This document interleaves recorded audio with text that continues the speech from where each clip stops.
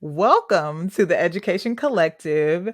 This is your girl, the Pivot Strategist. And so this is episode 3 of the podcast. And this is actually part 2 of a 3-part series about the good school versus the bad school debate, right? Let's just go ahead and jump in. I know that last week's episode was really deep. And I received a lot of great feedback, right? And it kind of sparked more conversation on, well, how do we reform schools as a whole, right? Like as a total. How do we do that? And so for me, I don't think that that can be answered in a here is the meal ticket. Let's just go reform schools. I think that the conversation is wide, which is why I'm doing a 3-part series. And I honestly feel like it can be 100-part series, but hey, it is what it is. And so, but this week on part 2, we're going to be talking about funding. Ding, ding, ding, ding, ding. Where the money goes and where it exits. Okay, or the lack thereof of money. So you can have communities and schools that have a lot of money, or you can have schools that don't have any. Me personally, I have only taught in schools that didn't have much money. Now, I will say the charter school that I taught at, it appeared to have more money, but to be honest, I don't really know what they were spending the money on because they didn't even have a library for the kids to check out books. But I digress. That's not why we're here. We're here to talk about funding. So let's talk about funding. I know that a lot of people feel like, or maybe a lot of people have thought, well, funding for schools come from taxes. Now, a portion of that is true, right? And I feel like, well, I'm not going to say just a portion. I feel like that is a true statement. You still have federal funding out there. Is it limited? Yes. Do we need more of it? Absolutely. But what I will say is that funding directly ties and directly connects with how a school is resourced. So if you go into a school and you see that there are limited resources or there are no resources at all, then 9 times out of 10, or I'm just going to say 10 times out of 10, they don't have any funding. That's very scary because on the opposite side of town, you can have schools that have a lot of resources, and it lets you know that the funding must really be rolling in at that school, right? Well, like how we get to that is what we would call a school finance metric. And I'm going to explain that metric in just a second. But I want you all to just go back to the point that I was trying to make earlier is that education funding, it relies heavily on state and local resources. So here is where you have that idea of taxes. You know how if you've ever heard of someone complain about teachers or complain about schools and they'll say, "Oh, well my tax dollars is paying your salary." Well, that's where they get that idea from. And it's like, no, you should be glad that I'm actually in here teaching your child. Okay. But and the federal government plays a part in that as well. Now, do they play a major part? No, they don't. I feel like they should, but they don't. Now, let's get back to the school finance metrics. So, in order to determine how much funding a school is going to get, or we can think of this as the school funding equation, right? What are all the things that schools and districts need in order to become funding? Well, there are factors that play into that equation. And so here from doing my research and also from what I believe in my own experience, like here are the factors in the metrics or in the metric. Let me just say that. So we have the factor of equity, we have the factor of adequacy, we have the factor of effort, and we have the factor of sufficiency. So those are four factors. And when we add all of those up, we tie all them together. Here is where we have the funding for the school. Now you may say, okay, pivot strategist, what does that mean? Because money is green. It's not all of these factors here. I'll tell you what that means. It's the thing about schools is it's not so black and white, right? It's not so it's this or it's this. There are so many things, which is why I quote unquote tell y'all politics. Y'all know if y'all are watching this on YouTube, you will see me using my air quotes politics. Here's where the politics come into play, because and I see a reality side of this. So I do understand that if you are going to fund schools, you're going to fund districts, you have to be able to see the fruit of your investment, right? So that's just like if I go to purchase something, I'm going to expect it to be of quality, right? I'm not going and then I'm also going to expect for it to be a fair process in purchasing that item, service, or whatever that is, right? And so when we talk about equity, adequacy, effort, and sufficiency, you think, well, what does that even have to do with schools? The alarming question is that if that is the metric, then why aren't all educational experiences for all students not equitably, ooh, I screwed that word up, not equitably balanced, right? We're thinking of a scale. Balance should be just here, right? If it's not balanced, then that means it's inequitable, right? I mean, these are questions that I have. I don't know. Maybe this is a larger conversation. Now, the system's inequity. I drank too much juice before I started this. But the system's inequity points to schools and districts in high poverty areas that mostly serve students of color, right? How they get less funding per student versus schools and districts that are in a less poverty stricken community, how they get more funding per student. Do y'all think that's fair? Do y'all honestly, do y'all think that's fair? I'm actually going to pull up the definition for equity because here is where we're going to be giving facts. We give facts. We do storytelling over here. I even throw in my opinion, but we want this to be a fact-based podcast. And so let's look up equity. What is the definition of equity? Well, the definition of equity is the quality of being fair and impartial.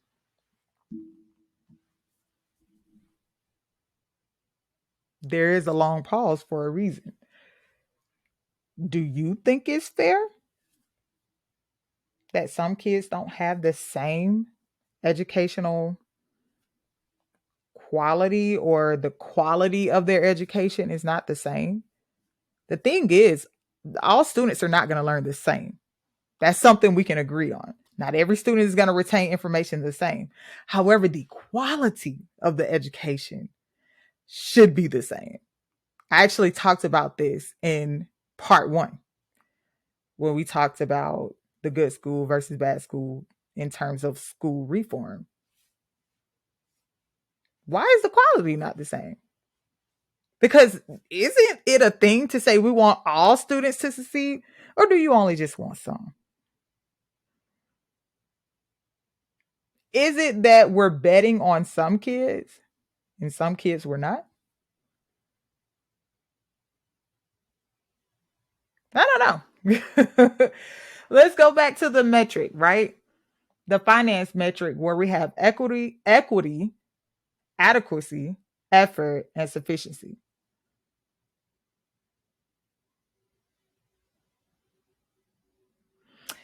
Thinking about that metric, because it takes me a minute to process things, and the research that I was doing was just very just enriched with good information, and it helped me to understand, because the thing is, I have worked in all these schools and I still did not understand how schools were being funded. So I think me doing my own like personal quest for research and information on how schools become funded, I think I just got really excited, because I'm like, oh, this is like really good information. Why I didn't know this before and I worked in a school? I don't know. And so the thing is, going back to that metric, if schools and districts have to prove adequacy, right? Because remember, that's part of the four factors. If a school has to prove adequacy, how do they do that? Ding, ding, ding, ding, ding. I'm going to tell you how they do that. They do it through state testing, benchmark testing. Everybody sees the debate on if state testing is even effective.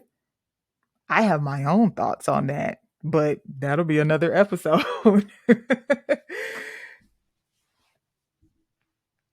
If they're measured upon adequacy based on the state testing and how well kids do or how poorly they do, then I think I'm starting to understand how low income, low resourced communities that are full of students of color, how they are housed and sent to schools that have no resources. Because essentially, what funding believes about these schools is that they're not even adequate to teach the kids. They're not even adequate to hold school, right? So why are we having school?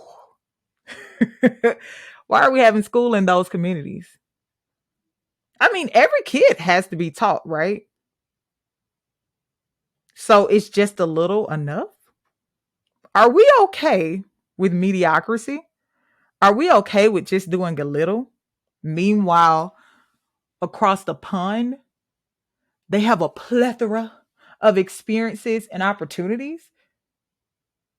You mean to tell me that's okay with y'all? Because it's not okay with me.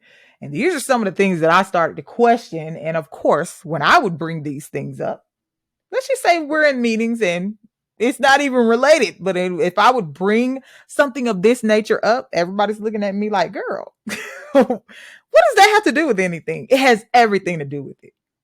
If a school is not properly funded, then I'm trying to figure out, how is it an equitable educational experience? How is it an adequate experience? How is it sufficient for the kids to even be there? You might as well just leave them at home. I mean, I know that's controversial, like I do. But at this point, are some of these schools just babysitting services so the parents can go to work? I'm not understanding. Is it that, or is it that? Because if we're not going to equip all students, and I don't just mean students that are in affluent communities, I don't just mean those students. Students that are from communities where they don't have any resources, or low income or no income. Just because you are a part of that community does not mean that, oh, we should give you less resources in school. You know what? We should really take it a step back on your education. What? You don't deserve to be educated. Not understanding. I'm not really understanding. I don't know. I don't know. I don't know. I just I take I take great pride in advocating for, the same and fair experiences, right? But in that same breath, I do understand that in some instances it looks a little different. So I don't mean the same in terms of, well, every student will get the same like educational experience regardless of whether they need more or whether they need less. Because here's the thing. You have a lot of students in schools who need more support than others, right? And so I'm not saying that, well, no, you should not give that kid more support, so you shouldn't give Billy more support than Johnny because Billy is about 10 grade levels behind and Johnny is 10 grade levels ahead. You shouldn't just give them both the same thing. That's not what I'm saying. Because obviously Billy is going to need additional support. Now, Johnny Johnny can pretty much teach himself. like, um, teachers come to the podium. Y'all know what I'm saying. Like, we know the kids that's like, oh, you can just teach yourself. I'm just going because the other 25, like, we're not there yet. they'll give you 30 kids, 28 of them are severely behind. You got a good two that are above, and so unfortunately, those kids, they oftentimes get forgotten about, right? Or they become like the assistant teacher because they already know what to do. So we already know those ones that can teach themselves. But going back to my point, so I'm not saying that some kids don't need more, some kids may need a little less, like because the goal in education is for students to become accountable for their own learning experiences, right? So at some point the accountability comes from the teacher to the student, because once you're accountable and once you are responsible for your own learning, that is your buy-in. That's your buy-in. Now nationally, I don't feel like we're there, especially not in reading. A lot of kids who don't like to read. Have you ever noticed the kids who don't like to read, they're typically stronger in math? Well, that was until we started throwing a whole lot of word problems for students to have to read. But, typically those students who are very low in reading are really strong in math because, numbers are easier to work with versus decoding and blending sounds together to make words. And then, after you make the words, you have to comprehend what you're reading. Like reading is a process, okay? Just like math is being able to conceptualize like concepts and skills. And so, you always hear like people of my generation, like, oh, math is not what it used to be. You're right, it isn't. We weren't taught to conceptualize, the concept or the skill or the math skill. We were just taught this is how you do it. 2 + 2 = 4.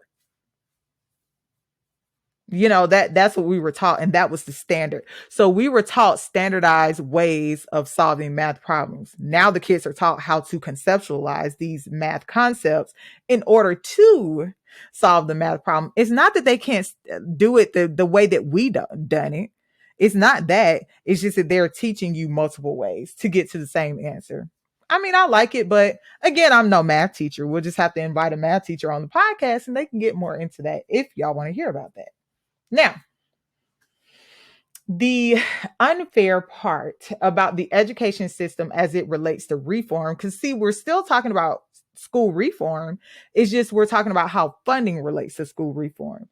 So the unfair part about it that is the way that education finance metrics are.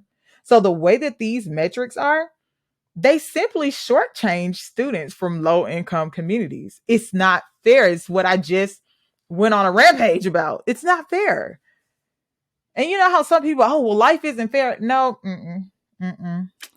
See, I feel like that applies to us adults, and we just be out here making decisions. That I feel like that statement does not apply to students, to children. Now,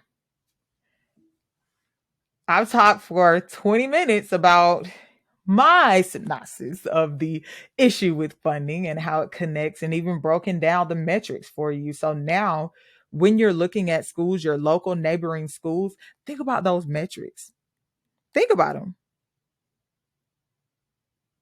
What could be some things that could essentially help? with this. Like, how can we help these communities and the schools that are in these communities? How can we help them go from, because it's unbalanced at this point. So how can we help them go from being historically behind, so all the way at the bottom, to where the affluent communities are? How do we get them there?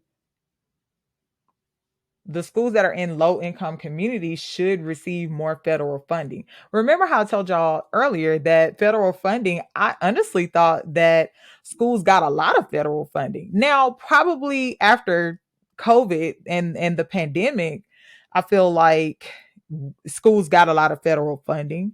But before that, it was very limited, right? And so I feel like if you raise the federal funding, then we're able to get more resources and we're able to do what we need to do. Because the thing is, in these schools that are in low income communities, if you look at the class sizes, I'm telling y'all, the highest class size that I had, that was just one class, I had 34 students in one class. I didn't even have enough desks to seat the students. I had to give my teacher table up to two of my students because they didn't have a desk.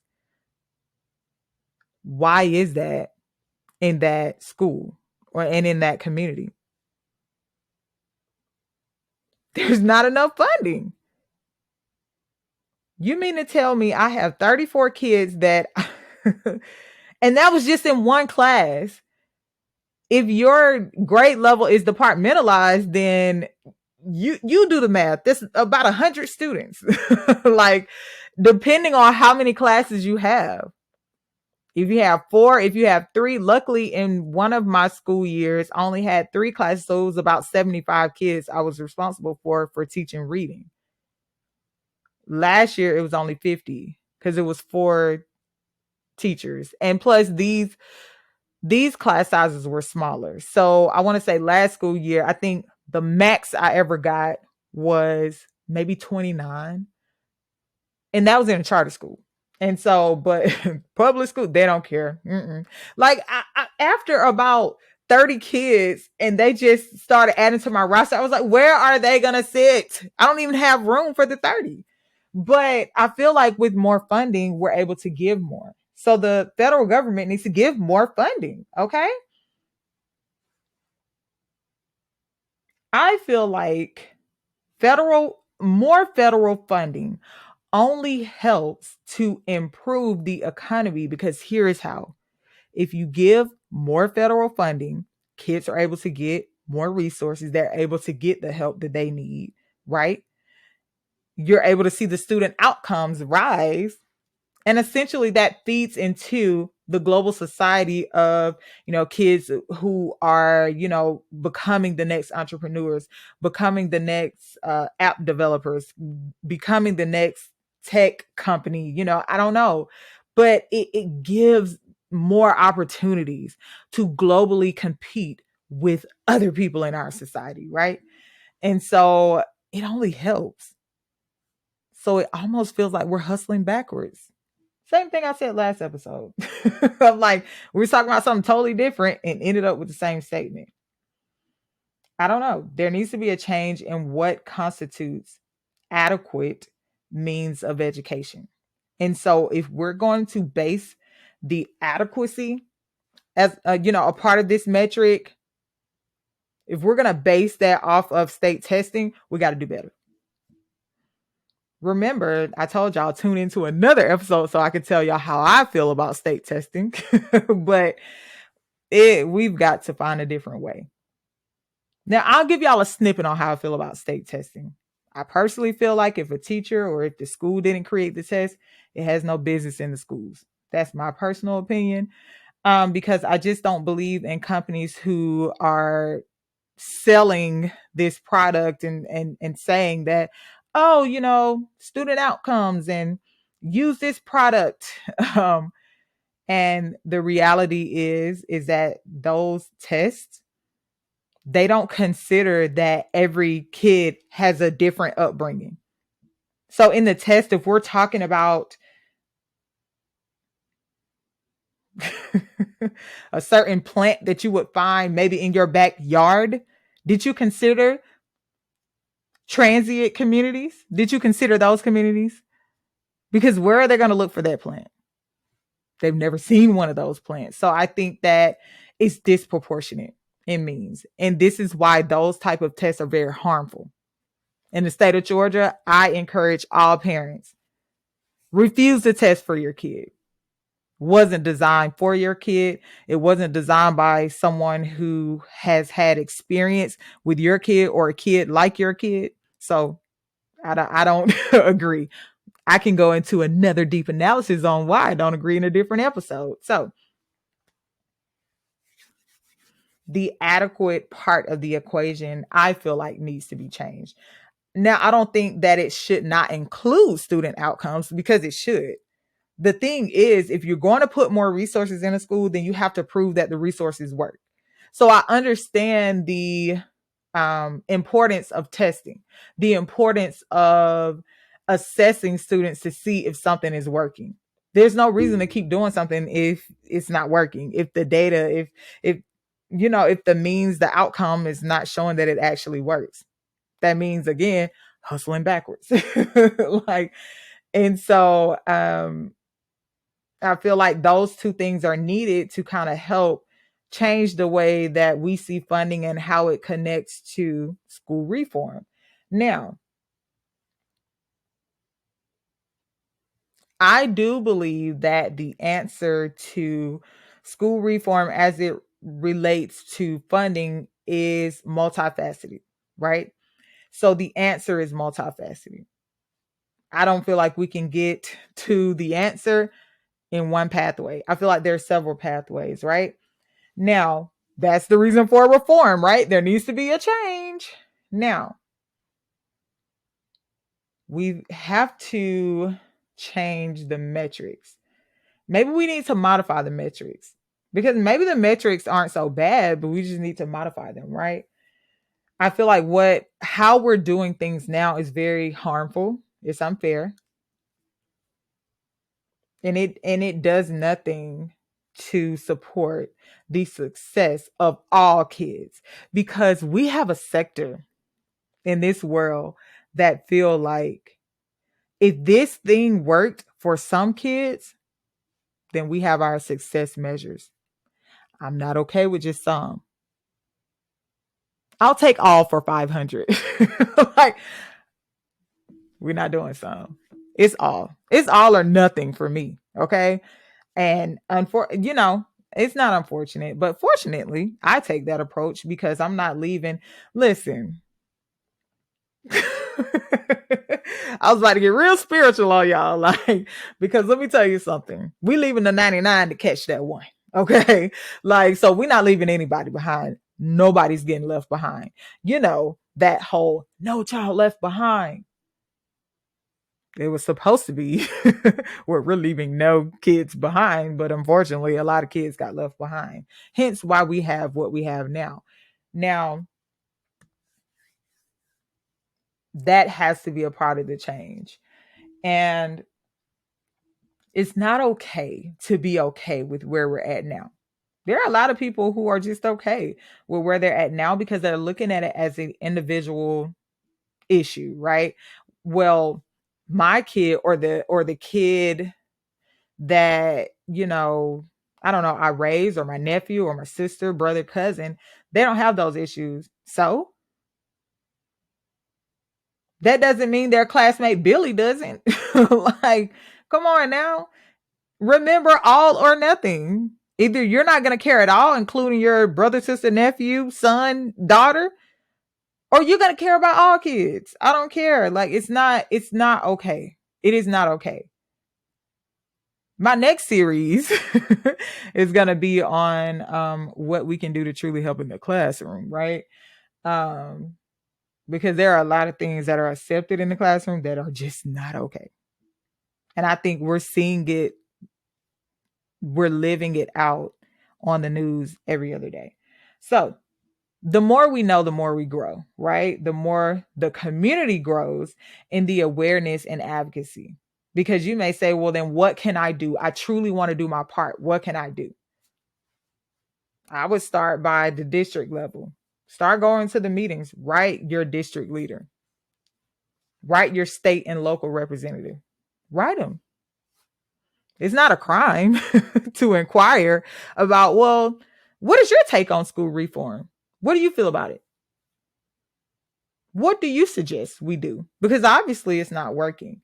And so I want to lead by example, which is why I've been researching, which is why, I've been, gearing up, my letters that I want to send out, which is why I've actually dedicated my entire career to getting down to the bottom of it, because I'm not okay with just saying, well, because here's the thing, a lot of teachers, they stay in the position that they are in because they want to make the change.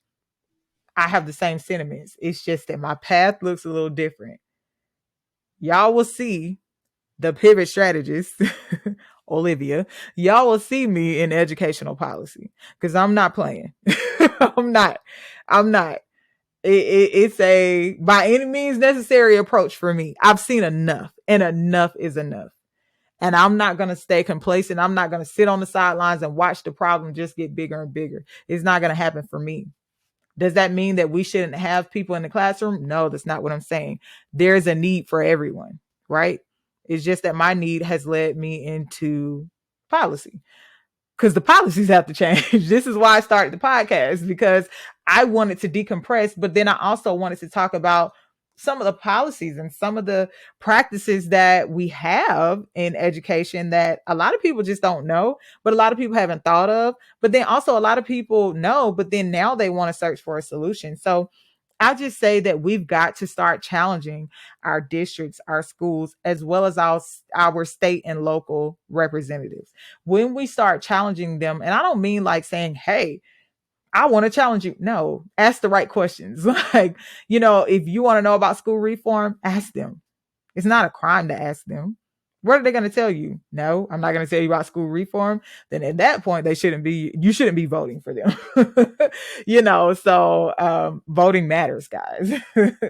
So on next week's episode, we're going to finish up this good school versus bad school debate, right? So we're going to finish it up, but we're going to finish it up talking about, in the third part of the series, what can the community do to help change the harmful language that we talked about last episode around this debate, as well as the harmful educational finance metrics that we just talked about. So what can we do to change that as a community? Like, we can put our hands in so many different pots, but we just got to know what pots those are. And so I am, of course, researching that, getting, information. And if you would like to come talk on the podcast with me about that, y'all know to just hit me in any one of my socials and we can arrange that.